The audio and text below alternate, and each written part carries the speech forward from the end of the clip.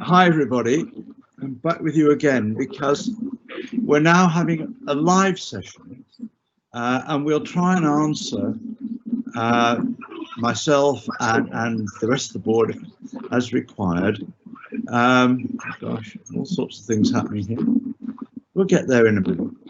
But the questions that have been coming in. So let's kick off and see where we go. There's a question about something called the mental health investment standard. The idea about this is that we've always regarded mental health as a poor relation, and in order to do something about that, the commissioners who give us our money, at least used to, were obliged to make sure that the increase in the money available to mental health trusts was greater than the money made available more generally to the rest of the health service. And that's what the mental health investment standard is. But if I, with a bit of luck, hand over to Peter, he can perhaps give you some more information about that. Yes, in short, for this year, 2020-21, we are going to receive as a system funding in the region. It's Jonathan here. Can I help you with this? Well, that would be me. Thank you very much. Right, I'll begin again. So hopefully people can hear me. So yes, this year for 2021, we're going to receive funding as a system just shy of £11 million, which is great news for mental health services. In the north, combined will receive a good portion of that, and that will go towards a number of initiatives, including improving access to psychological therapies and adult eating disorders service that will be the first dedicated service in that regard that the county has had.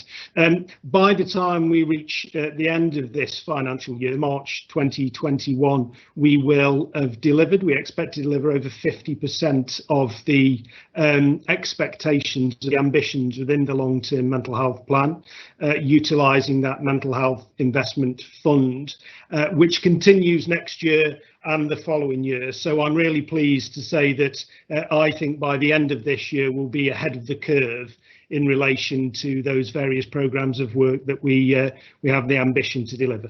Hopefully that was helpful. Maybe we could continue this conversation a little bit, because whilst this is a review of a year that ended some time ago now, we do need to take the opportunity to set out things as we see it right now. And right now is a very tricky time. We've had 6 months of real anxiety and hard work, and a need to be inventive to keep things together. And more than anything else, we need to thank our staff for the support, the hard work, despite the level of stress that's gone on over that time. But as we sit here now, we got the winter coming up with flu and all the other things that stress the health service.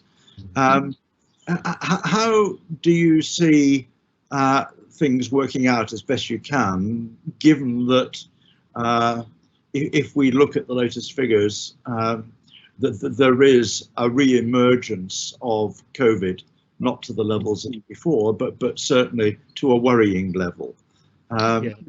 Can you have a talk about what the winter looks like from our perspective? Yes, not a problem, David, and others may wish to come in a moment. So we are back up to activity levels, referral levels that we were at prior to COVID. So we're now in a place where we are seeing the similar number of patients that were presenting back at the start of the year, perhaps with a little more complexity, though, that what we term acuity to that patient group, which is putting a level of pressure on us perhaps greater than at any point in the year. And as you mentioned, David, we're also entering winter, which in turn will bring its own specific pressures over and above COVID. We do have a predictive tool that gives us the ability to estimate the level of demand, specifically that COVID, but more generally that we may reasonably expect over winter. And of course, what that gives us as an organisation is the ability then to convert that prediction into staff, into resource, into capacity on the ground to enable us to proactively manage that predictive demand level. So having said that, all of this isn't as so much of a science and to an extent is an art, but I feel that we've got the right mechanisms in place to be able to forecast what demand may come our way, and we'll have the right bed capacity, the right community capacity to be able to move our staffing, our resource around the north of the county to ensure that we can deliver the right services in the right place at the right time as we go through winter. The other team, of course, that's critical to all of this is one of Kenny's team, which you will have seen Kenny present earlier, our Director of Nursing and Therapies. And Kenny is the overseer at board level of our infection prevention and control function that's absolute wonders over the last 6 months or so, specifically to support us in relation to preventing the spread of infection across our wards, across our community teams, but of course has a specific role in the vaccination exercise that is coming up shortly around flu. And of course I would dearly like a vaccination exercise to follow on its heels in relation to COVID. That is to be seen, but that IPC team has done wonders over the last period of time, and a huge thanks to them, and I know are well positioned, well placed to be able to provide similar support as we go through the winter.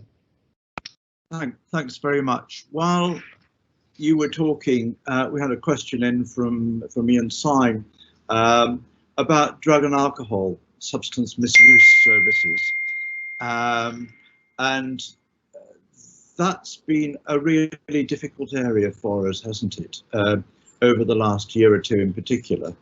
I should begin by explaining that drug and alcohol services are not funded directly through the NHS. They're funded through local authorities. And unlike the NHS's budget, which is ring-fenced, local authority budgets are not, by and large. And so there has been significant reduction in money made available for drug and alcohol services, which we've provided. And so it's been extremely difficult for us to keep that service together without really managing to persuade the local authorities to give it even the level of funding that it had a year or two ago. But is there anything that either you or perhaps Jonathan could add to that? Yes, I can begin, and then perhaps Jonathan could add. So, yeah, at a national level, we're seeing conversations in this regard. I think there's a general acceptance that drug and alcohol services, substance misuse services, are under quite significant pressure right now for obvious reasons in terms of the prevalence of home drinking and the like. But also, yes, there have been a level of cuts over the years. In my various roles from 2014 and beyond, I think I can probably remember cuts in each year, albeit not necessarily in Staffordshire. But yeah, so those two items together are paint a relatively bleak picture for that service offer. So I think it's all the more important that we have conversations regularly with both the county council and the city council, who both have accountability for the commissioning of those services, to ensure that there's a full understanding really across all system partners of A, the level of pressure that we have at the moment in the system across those services, but B, what risk I suppose there is as we go into winter and COVID, continues, what risk there is to the population were we to continue with the current level of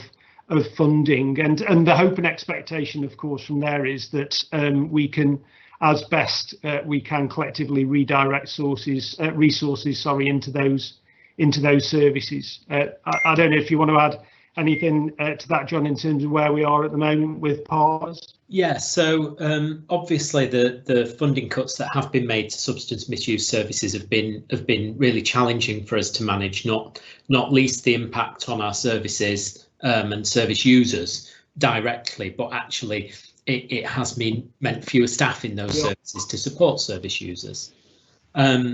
One of the things we've been really working very closely, and Ian's question is around what we can do constructively to influence these things. So whilst we have to work within the envelope that we're given by the local authorities, actually what we've been doing as the funding has reduced is really tried to keep the spirit of working with them to actually redesign pathways, use more digital means to support people, and almost really focus on what a recovery pathway will look like within the service. So we've been adapting as we've gone along and kept doing that in good faith with our partners, recognising that whether it was us or whether it was any other organisation that provided these services, that they would still be operating with a reduced budget. But one thing that we've always committed to doing is saying that we will not provide services that we don't feel can provide a good level of care for our service users. So that's always been the aim and objective that we're sticking to in regard to these. Okay, thank you very much. There is another aspect to this, isn't there, that COVID has had all sorts of impacts, and some of those really relate to not the direct impact of being ill or recovering from illness, but also the isolation, particularly for older people. The insecurity, is your job still there? Financial and housing, those things that have led to a lot of depression and insecurity. And if we are to tackle those aspects which could turn into mental illness very easily, then it's beyond the capacity of our trust to do all the things that are necessary. It involves primary care, it involves the voluntary sector, and absolutely it involves local authorities with all they can do to assist with housing, with employment, and with economic recovery, because one of the things that we're recognizing is that economic recovery is going to be a long and slow business, and working closely with the local authority can start to impact all those aspects of life which are causing anxiety and the causes of ill health, physical ill health, and particularly mental ill health. So that's that. Have we got one more question, or are we almost there? Yes, I've got one that says, when will resource centres start seeing patients face to face again? Well, it hasn't entirely gone away, has it? But Peter, can you answer when will we get back to normal face-to-face contact, or has something changed which will have a permanent effect? Yeah, so I suppose, as you'd expect me to say, sort of to begin the response, that COVID-19 from the outset had a massive impact on our ability to provide those direct, as you describe it, David, face-to-face contacts. And since really the outset, we've been working with infection prevention and control partners, as I mentioned a moment ago, and through what I think one of the presentations referred to as the CPAG group, the Clinical Professional Advisory Group within Combined, which is a multidisciplinary group of people that essentially evaluate on a very regular basis, and has been the case with COVID, particularly in the middle phase of it, essentially on a day-to-day basis, evaluating latest national guidance versus our ability to operate across the range of services that we have in the best possible way. And occasionally we have had to make compromises. That has been the reality of our service offer over that 6-month period. But in the main, I've been really pleased with how we've maximised the available technology and options available to us. Digital was mentioned by Chris, for example, a moment ago. So essentially, I suppose what we will have to do on an ongoing basis, ensure that we are only operating within national guidelines. And as you'll know, national guidelines have become more strict, more stringent of late, and may continue to do and heighten as we go into the winter. But at the same time, appreciate the reality that surgeons will respond better to services through face-to-face contact. So we are going to maximise that ability to be able to provide services in the best possible way for service users, but we absolutely have to prioritise the safety of both our staff and service users in those contacts. So that's a really long-winded, and I apologise for the slightly technical description, but it's a long-winded way to say that we will strive to get back to business as usual, but also acknowledge that some of the transformations, some of the changes that we've put in place in the last 6 months actually have benefited our service users. So it's about finding that sweet spot between the way we've operated historically and the way that we have adjusted our services during COVID. So there's no easy answer to this. We just have to, on a daily basis, ensure that we abide by the national rules, but maximise our ability to operate in an effective way for our service users. Thanks very much.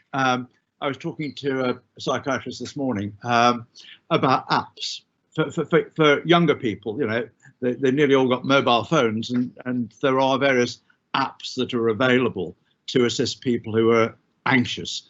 And I think he was saying was, well, yeah, I'm pretty skeptical about that. Unless there's a human being on the other end of the line, those apps don't seem to him to be particularly effective. And I think that's sort of the halfway house with technology that we need to try and build on, where there is somebody at the end of the line who you can talk to if the list of 5 things that you need to do to try and help you with anxiety are not working.